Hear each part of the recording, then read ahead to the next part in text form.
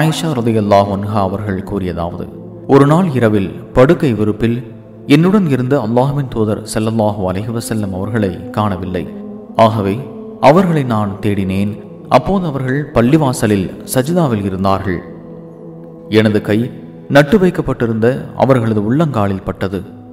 அப்போது அவர்கள், அல்லாஹும்ம அஊது பிரிதாக மின் ஸஹதிக வ பிமுஆஃபாதிக மின் உகூபதிக வ அஊது பிக மின்க லா உஹ்ஸி ஸனாஅன் அலைக அன்த கமா அஸ்னைத அலா நஃப்ஸிக என்று கூறிக்கொண்டிருந்தார்கள். பொருள்: இறைவா, உன் திருப்தியின் மூலம் உனது கோபத்திலிருந்தும் உன் மன்னிப்பின் மூலம் உனது தண்டனையிலிருந்தும் உன்னிடம் நான் பாதுகாப்பு கோருகிறேன். இறைவா, உன் கருணையினை கொண்டு உன் தண்டனை விட்டு பாதுகாப்பு கோருகிறேன். உன்னை புகழ என்னால் இயலவில்லை. உன்னை நீ புகழ்ந்து கொண்டதை போன்றே நீ இருக்கிறாய். சஹீஹ் முஸ்லிம் 839.